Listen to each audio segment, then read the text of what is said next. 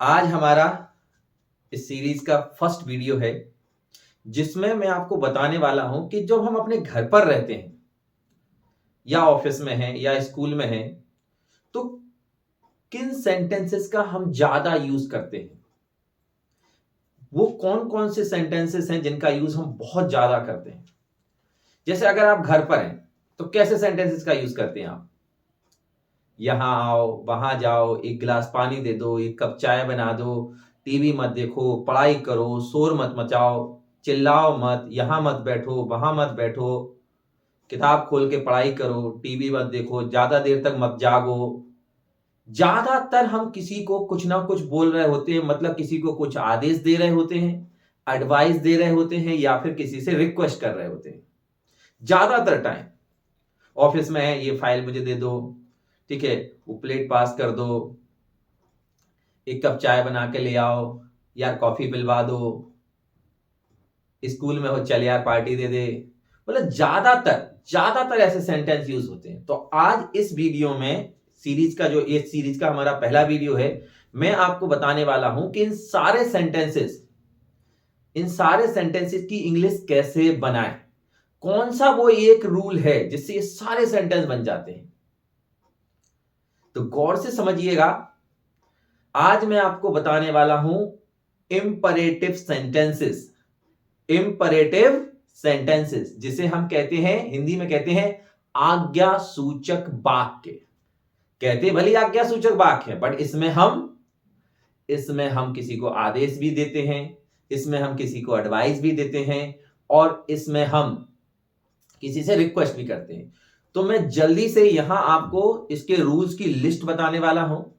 ठीक है, आपकी स्क्रीन पर ये जो सामने आपकी स्क्रीन पर ये लिस्ट दिख रही होगी रूल्स की, क्या क्या रूल्स हैं वो मैं बता देता हूं जल्दी से, और फिर हम उनके एप्लीकेशन सीखने वाले हैं।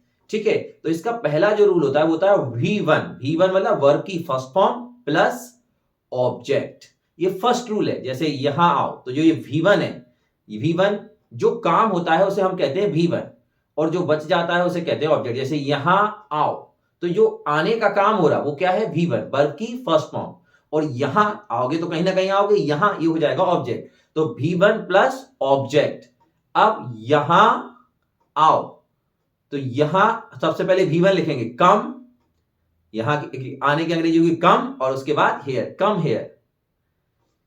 ठीक है, तो कम हेयर, यहां आओ, यहां बैठो, सिट हेयर, बात करो, टॉक। कई बार जरूरी नहीं है कि ऑब्जेक्ट हो ही, ऑब्जेक्ट नहीं भी हो सकता है। बाहर निकलो, गेट आउट। तो सबसे जितने भी, एक कप चाय दे दो, ठीक है, तो क्या देंगे? Bring a cup of T. तो V1 प्लस ऑब्जेक्ट, ये याद रखना है हमें, V1 प्लस ऑब्जेक्ट। ठीक है, और इससे जितने भी सेंटेंसेस में कि हम किसी को क्या करते हैं? आदेश देते हैं या एडवाइस देते हैं, सारे सेंटेंस इस रूल से बन जाएंगे V1 प्लस ऑब्जेक्ट से। यहां आओ, कम हियर, वहां जाओ, गो देयर, किताब पढ़ो, रीड द बुक। ठीक है, उसको बुलाओ, कॉल हिम, चिल, ठीक है, उसको बुलाओ, कॉल हिम, घर की सफाई करो, क्लीन द रूम। तो ये सारे सेंटेंस इससे बनने वाले हैं। बस आपको देखना क्या है? आपको देखना है कि इसमें काम क्या हो रहा है, एक्शन क्या है, वो हमारी V1 हो जाएगी और जो बच जाएगा वो ऑब्जेक्ट। और कई बार ऑब्जेक्ट नहीं भी है तो कोई बात नहीं। अब इसका जो दूसरा रूल होता है नेगेटिव, जब हम किसी को मना कर रहे होते हैं तो वो होता है डोंट। ठीक है, डोंट जिसे हम पढ़ते हैं डोंट। ठीक है, don't, don't plus V1 plus object, don't plus V1 plus object. और प्रोनाउंशिएट कैसे करेंगे? Don't plus V1 plus object. जैसे यहां मत बैठो, तो मत वर्ड आता है, मत या नहीं, तो वो सेंटेंस निगेटिव हो जाता है। तो हम क्या बोलेंगे? सबसे पहले यहां मत बैठो, तो यहां वर्ब क्या हो रहा है? एक्शन क्या है? बैठना, तो वो हमारी V1 हो जाएगी। यहां क्या हो जाएगा? ऑब्जेक्ट हो जाएगा। और ठीक है, तो हम सबसे पहले क्या लिखेंगे? Don't sit here. ठीक है, चिल्लाओ मत, डोंट शाउट। या बोले हम इस काम को मत करो, डोंट डू दिस वर्क। तो बस हमको करना क्या है कि ये फॉर्मूला याद रखना है, और जब भी हम किसी से कहें कि यहां मत जाओ, वहां मत जाओ, बाहर मत जाओ, यहां मत बैठो, ये मत करो, वो मत करो, कुछ भी जहां भी मत लगाएंगे, नहीं लगाएंगे, ये रूल याद रखिएगा फटाक से। डोंट पहले जो जो एक्शन है वो, और उसके बाद ऑब्जेक्ट लिख दीजिए। इसका जो थर्ड रूल है वो क्या है? जब हम किसी से रिक्वेस्ट करते हैं तो बोलते हैं कृपया, कृपया मेरी बात सुनिए, कृपया यहां आइए, कृपया एक कप चाय ले आइए, कृपया इस किताब को पढ़िए, कृपया उससे बात मत करिए, कृपया झूठ मत बोलिए। तो कृपया वर्ड आएगा, तो जहां भी कृपया आएगा उसके लिए इसका रूल होता है प्लीज ऑब्लिक काइंडली, प्लीज उसके काइंडली प्लस V1 और प्लस ऑब्जेक्ट। तो हमें प्लीज से शुरू करना है उस सेंटेंस को। कई बार प्लीज के साथ नेगेटिव भी आ जाता है, तो फिर क्या करेंगे, प्लीज काइंडली, उसके बाद डोंट, उसके बाद V1, उसके बाद ऑब्जेक्ट। तो बस करना इतना सा है कि सबसे पहले हमें क्या करना है, जैसे मैंने बोला कृपया यहां आइए, तो सबसे पहले क्या, प्लीज, फिर V1 के लिए कम और यहां के लिए हेयर, प्लीज कम हेयर। यहां मत आइए, तो कृपया यहां मत आइए, तो प्लीज पहले आ जाएगा, प्लीज डोंट कम हेयर।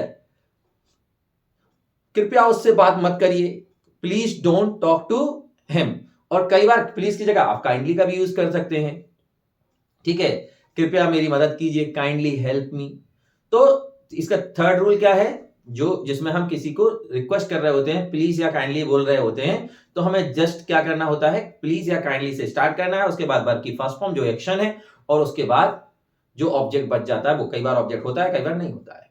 और इसका जो लास्ट रूल है वो होता है जब हम सेंटेंस के लास्ट में अवश्य वर्ड का यूज करते हैं, जरूर वर्ड का यूज करते हैं। जैसे आगरा जा रहे हैं, ताजमहल जरूर देखिएगा, तो ताजमहल जरूर लगा है, डू विजिट, पहले do plus V1 plus object. ये जो फोर्थ रूल होगा, जब हम अवश्य या जरूर बोलते हैं तो do plus V1 plus object, तो हम बोलेंगे डू विजिट द ताजमहल, ठीक है, उससे जरूर मिलिएगा, डू मीट हिम, ठीक है, इस काम को जरूर करिएगा, डू दिस वर्क।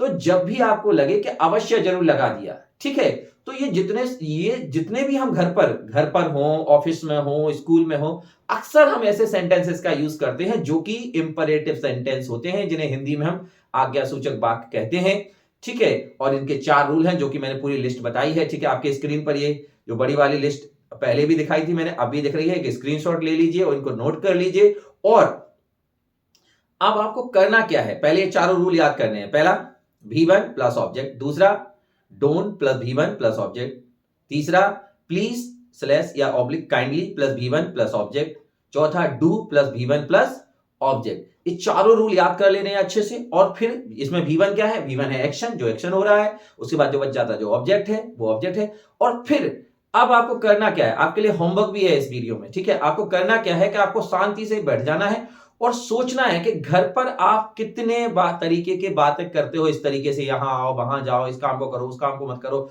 चिल्लाओ मत, बोलो मत, शोर मत मचाओ, जितने कितने तरीके की चीजों को आप यूज करते हो, और उसकी एक पूरी हिंदी की लिस्ट बनाओ। आप घर पर कितने इस तरीके से सेंटेंस यूज करते हो, स्कूल में कितने करते हो, कॉलेज में कितने करते हो, या जहां भी आप जाते हो, इस तरीके कितने सेंटेंस, सारी लिस्ट बना लो, 40-50 सेंटेंस। और फिर उनको इंग्लिश में ट्रांसलेट करो, उनकी प्रैक्टिस करो, शीशे के सामने खड़े होकर बोलो, और फिर देखो कितना इंप्रूव होता है, ठीक है। और अगर ये वीडियो आपके लिए यूजफुल रहे तो फिर आपको क्या करना है, कमेंट में बताना कि आपके लिए यूजफुल होगा। तो फिर अगला रूल मैं आपको बताऊंगा और उसका एप्लीकेशन बताऊंगा किस तरीके से यूज होगा, और इस तरीके से ये सीरीज चलती रहेगी। लेकिन ये सीरीज डिपेंड इसी पे करती है कि किस तरीके से, अगर ये आप लोगों के लिए यूजफुल होगा तो ही फिर मैं अगला वीडियो बनाऊंगा और आगे जाऊंगा। तो इसलिए अगर ये आपके लिए यूजफुल होगा तो फिर हम नेक्स्ट वीडियो पर भी काम करेंगे, ठीक है। तो लग जाइए और प्रैक्टिस करते रहिए। एक बात याद रखिए, देखो कहते ना कि करत करत अभ्यास के जड़िमत हो सुजान।